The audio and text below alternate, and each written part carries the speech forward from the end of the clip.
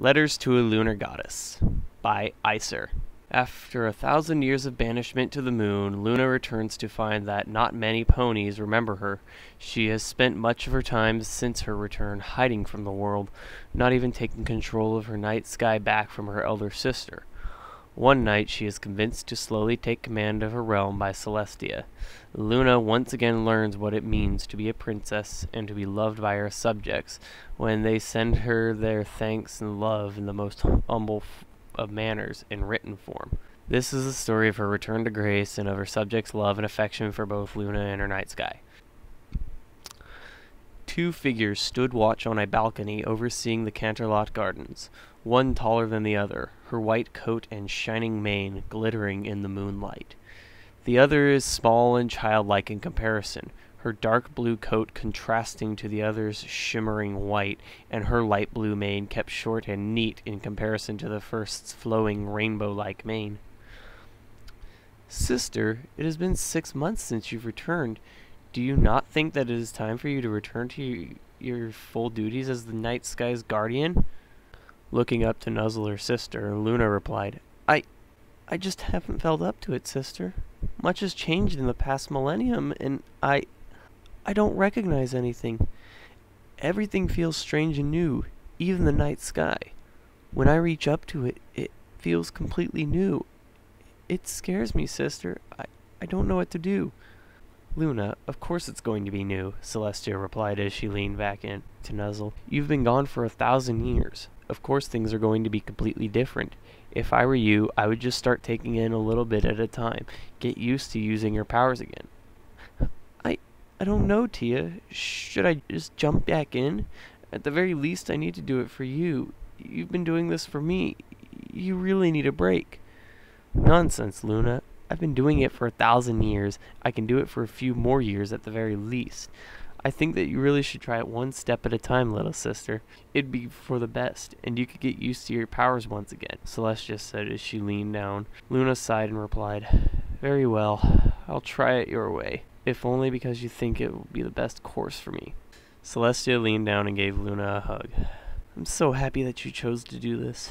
You'll have it under your control again in no time. Why don't you try to manipulate one of the constellations first? How about Orion? I've always had trouble with him. Go ahead, give it a try. Make him shine in all his glory." She nudged Luna forward, trying to push her into action. Taking the not-so-subtle suggestion, Luna walked forward and turned her focus to where she knew Orion would have been on that particular night, only to be shocked that not only was he not there, he was just a cluster of stars, only barely able to be considered the Orion that she had once created. Giving her sister a bit of a glare, Luna set to work fixing one of her favorite creations of the night sky. "Regal, you shouldn't be over there. You need to be here. Beetlejuice, can you please be just a little darker? And safe. You're just way too dark. You need to be brighter."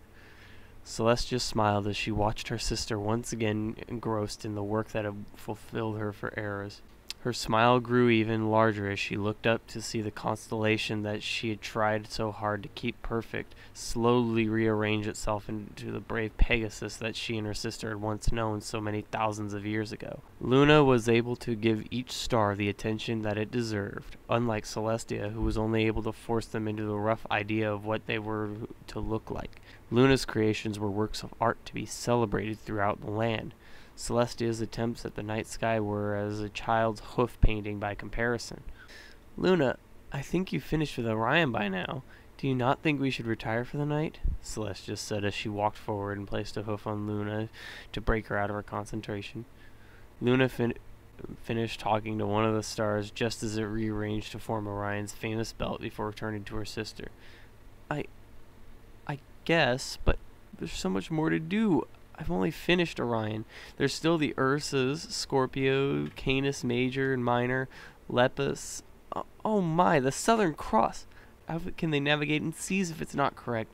What about the North Star? It's dimming. All this needs to be fixed. "Not tonight, Luna. You've already exhausted yourself as you stand. I know you may not feel it, but looking at you, I can see you're ready to collapse. I was correct in assuming that you would need to take full steps in getting back your power now. What do you say we go enjoy a nice cup of tea before retiring?" the Solar Princess concluded as she started to guide the Regent of the Night to their quarters to calm themselves before settling for the night. Months passed, each night heralding the recreation of one of the ancient constellations, each one seemingly more beautiful than the next and the last. The night sky was once again aglow with Luna's love, each and every star getting her attention before she moved on to the next. And that was not all that changed. As more and more the night sky was brought back under control, Luna seemed to grow, not only in power, but in form as well. Whereas before there stood a teenage-looking alicorn, now stood a proud and regal princess of the night. Her mane was not flowing like her sister's, but it too had grown past her muzzle, the light blue strands hanging long and conditioned to look much like the Milky Way in a night sky. It was not until she had orchestrated a beautiful meteor shower that brought tears to her and her sister's eyes did she talk to Celestia about the most important thing of her sky, the very thing that held her name, which was reflected in her cutie mark, and the very fiber of her being, the celestial body that had been both home and prison to her in times past. She broached the subject of regaining control of the moon to her sister the coming morning of their shared breakfast. "Sister, I must speak with you on an important subject," Luna said with a little trepidation, setting down her tea to look at Celestia with a look of resolution. "Oh, what is it?" Celestia queried as she continued to munch on her croissant. "Well, I was thinking that it was about time for me to take on my full responsibilities again. I want to raise and control the moon starting tonight," the Regent of the Night pronounced her sister, choosing to take the matter head-on instead of beating around the bush. Celestia paused from her breakfast, setting the mostly consumed croissant down and swallowing what was left. "Luna, that's fantastic. I knew that you were going to be ready soon. I could just feel your power coming from you. Unfortunately, we still have to finish the entire day to wait through before we get to see your wonderful moonrise. So, I shall now leave you to finish your breakfast and begin my duties for the day. I believe that the diplomats from Knossos have an important item they wish to discuss with me, and I should not leave them waiting. You know how those griffins can be." And with that, Celestia floated the last of her croissant into her mouth and trotted out the door to her royal business for the day. Luna wasn't as sure as her sister on the matter, and after concluding her breakfast and taking care of several issues with the courts in a meeting with the Treasury Secretary of the Kingdom over appropriations of the year's summer sun celebration, she dismissed her attendants to retire for her room for the afternoon, in preparation for reclaiming control of the moon. The first of them came in the afternoon when she was resting, a knock on the door rousing Luna from her slumber. She slowly got up out of her bed, using her magic to quickly fix any stray strands of her hair in her mane and coat as she walked to the door to open it. "Yes?" she said without any hint of annoyance, many years of practice before her banishment permitting her to hide her anger at being awoken. "Ma'am, this was delivered this afternoon. Normally we don't deliver the mail directly to you two, but seeing as how this is the first mail you've gotten, we felt it was reasonable at this time," the guard pony at the door said, as he hooved over a simple envelope addressed to Princess Luna. Luna looked at the strange thing for a moment before magicking it off to the side of her desk, intending to read it later, before she nodded at the guard pony and shut her door, returning to her much-needed nap. Luna roused herself from her rest about an hour before moonrise and grabbed a quick snack from the kitchens, before she set off into her preferred part of the garden for working on the sky. From there she spent much of the remaining time to paint a spell that would weave the stars, comets, and galaxies into a gorgeous tapestry that would then complement the rising moon. The spell was a complex one, requiring layers upon layers of preparation and guidance for the stars to do just as she wished when the time came. Celestia found herself wandering out to the gardens with very little time to spare before the moonrise, having spent quite a bit of time in the company of one very irate griffin diplomat over a trade agreement for gems. She turned the corner to Luna's place just as she felt the moon leaving her grip and entering her sister's own power, and let out a large smile at the sight that she beheld. Luna's entire form glowed with ethereal energies, streaking out into the night sky from her body as she became one with the night temporarily as the moon rose over the horizon. The stars behind the moon seemed to nearly go out, as those further away increased their brilliance in contrast to the stark blackness that permeated the space between. The moon itself was a full moon, its own glory shining through the ancient mare and the moon having long since vanished, leaving a pristine plate in its wake. As the moon settled into its long abandoned path, one that only its true caretaker knew, Luna became separated from the night sky, her form slowly becoming more physical than ethereal. Celestia's smile became even larger as she witnessed the rebirth of the sky and the rebirth of her sister's power in true form. As the last of the spell was set into motion and the remnants of the magic faded from the Night Princess, her true form was once again revealed to the world. Her mane was flowing once again in the magic of the night, stars speckling through the cobalt that so closely resembled the night above her. Her coat had darkened further, taking on a soothing sapphire color, and she once again held the true powers of the night in all its glory and ethereal grace. "Luna, you did great!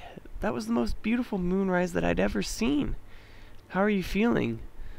Celestia said as she trotted up to Luna. Luna looked at her sister, slightly surprised at how much closer Celestia's face was to her, that she had regained her former form. I feel fantastic. I haven't felt this well in a very long time, sister. I think that I will attempt to take back more of my former duties starting tonight.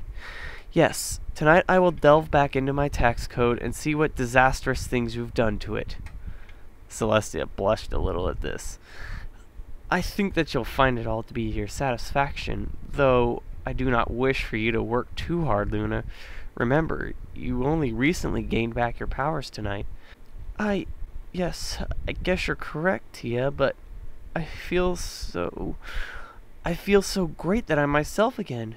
But I shall take your advice. Tonight I shall not work too hard, if only for your benefit.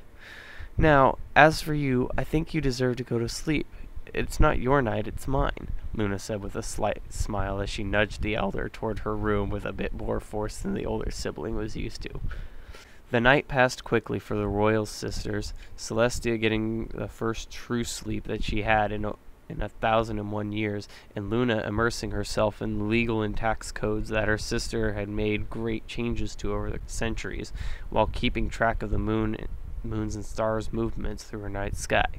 Daybreak found the sisters sharing a brief meal together, with Luna being more of a dinner and Celestia's being more of a light breakfast. As the two soon parted ways, Celestia to the throne room for morning court and Luna to her bedroom to recuperate from her first night after returning to her post as the moon's regent. The exhausted princess did not notice the 5 new envelopes that had been placed upon her desk with the first, as she carefully removed the marks of office and placed them on her vanity, and then clambered into her bed. Her sleep was the most restful she had had in ages, and was so deep she did not notice the several times that servants had entered the room to place yet more envelopes onto her desk. When she finally did wake up, with much time to spare before she rose the moon for the next night, the pile had grown to taking up much of her desk, not to say the large stack behind the desk. Luna looked at the pile of letters with a wary eye, confused as to why ponies had sent her so many, while for so long they had not sent anything to her. With a curious thought, she pulled the first one that had been placed there out of a pile with her magic, and opened up while straightening her coat and placing her crown and necklace upon her form. "Dear Princess Luna, thank you for such an amazing meteor shower last night. It was the best meteor shower that I had ever seen, and I never miss one if I can take the chance. The way the meteors worked with the stars was quite elegant, to say nothing of the brilliance of their tails. The entire night was utterly exciting for me, and I wish you luck in your future endeavors with the night sky. Your faithful subject, Eternal Observer." Frowning, Luna pulled several letters from the stack, opening them up and reading them one by one. "Dear Princess Luna, I have been meaning to write you this letter for quite a while, but every time I sat down to write it, I was completely entrapped by your ever-changing and gorgeous constellations. In all the time that your sister was controlling the sky, I had never seen a more beautiful sight than the ones that you had been creating over the past couple months. I must say that your stars are more beautiful than any painting in any Manhattan art gallery. Thank you very much for creating them. Your faithful subject, Cloud Kicker. Dear Princess Luna, your stars are so awesome. They're the most radical things I've ever seen. My friends and I have been out at the beach every night for the past 2 weeks, and we just spend much of the night watching your stars and enjoying their moves. And that meteor shower, totally rad. Your tubular subject, Wave Rider. Dear Princess Luna, the moon was the brightest moon that I had ever seen, and it let us safely get back to the farmhouse after getting caught in harvesting a large section of our fields. If it wasn't for your moon, we would have spent a lot longer wandering around trying to find the farmhouse in the dark, or we would have missed being able to sell our produce at the market today. At the market, we ran into an old friend of ours who's become a manager for a large grocery store in Manhattan, and we were able to open up a new place for us to sell our produce. If your moon wasn't there, I don't know where we'd be today. Thank you, your loyal subjects, Green Sprouts and Rolling Turnip. The letters continued on like that for some time, each one thanking Princess Luna personally for her gorgeous night, complimenting on her artwork and her capabilities. Luna could barely handle it. Each one was like praise from some long-gone parent, and each one lifted her spirits and made her more grateful than she'd ever been in millennia. As she continued to read each and every letter, her eyes started to tear up. In all her years of exile, she'd never dreamed that this would happen, that she would return to Equestria to learn that the ponies really did love her and her night sky. She'd feared that they would hate her and fear her for her past actions. Dear Princess Luna, Regent of the Night Sky, my name is High Water, captain of the equestrian naval vessel Eternal Sky, and I am writing to give my grand thanks for your marvelous recreation of the Southern Cross. As you may or may not know, several months ago a large squall appeared in the southern Pacific Ocean, and many ships were thrown off course. The Eternal Sky was one of those ships.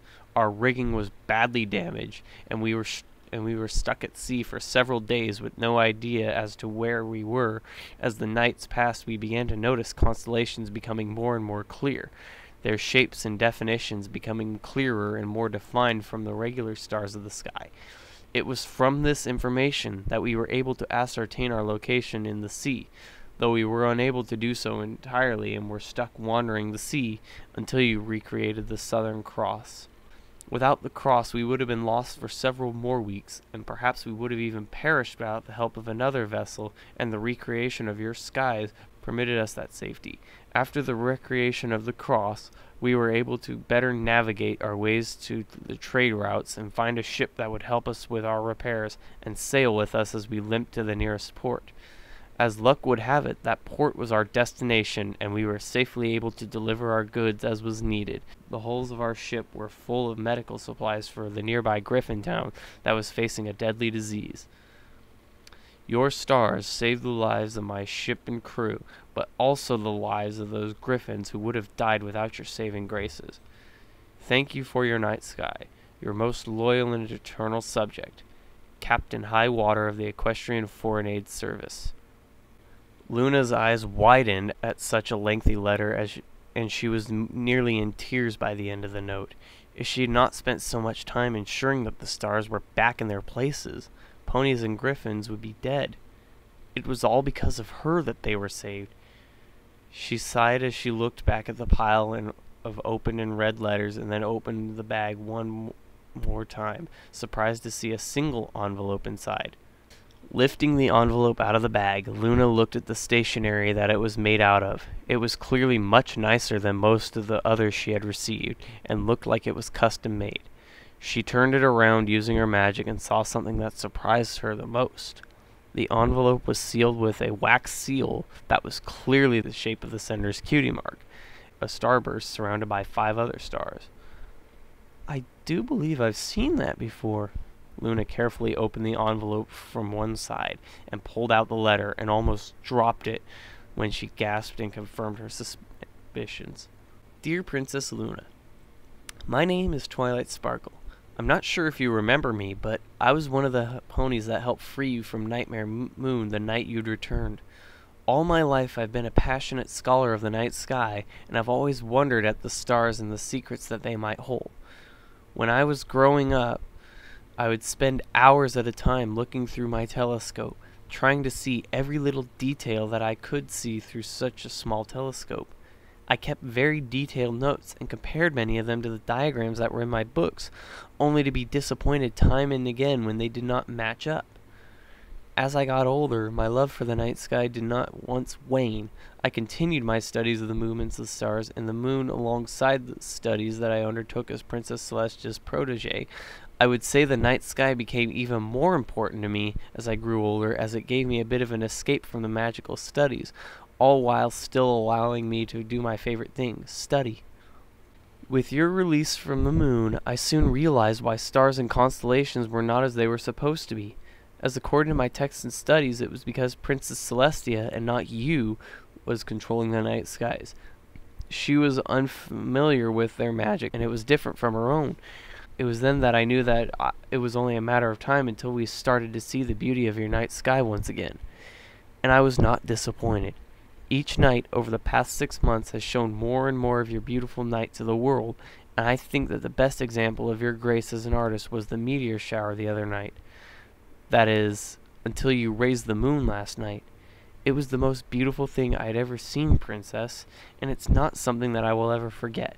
The way the moon rose, and the manner in which you made the stars themselves bow before it, I could not picture anything more perfect than that. Thank you, as a scholar of the night sky, for creating such a beautiful creation. Your faithful student, Twilight Sparkle. P.S. Please, please, please don't show this to Princess Celestia. She was speechless. The Regent of the Night was for once left without any words to say, and, without bidding, tears of joy started to pour down her cheeks. In all her life, she never had anyone say or write something to her that brought such joy to her life, that showed such appreciation for her gifts. She hugged the letter close to her chest as she summoned a frame for it, before carefully placing it within and putting it on her desk, tears of joy still streaming down her face. Celestia heard the commotion coming from her sister's room and went to investigate for several reasons. First of all, she was worried as to what was taking Luna to get up for the night, and second, she was afraid that something had happened that caused her to cry. She opened the door quickly and trotted inside to comfort her sister. "Luna, what's going—" Celestia could not finish her sentence as she was tackled by her younger sibling and forced into a large hug that constricted her airways. "It's so wonderful, Tia. The most magical thing has happened. They love us. They love our night sky," Luna said through her tears of elation. Celestia looked over at the pile of letters, seeing one stand out with her protege's cutie mark before she smiled and held her sister closer.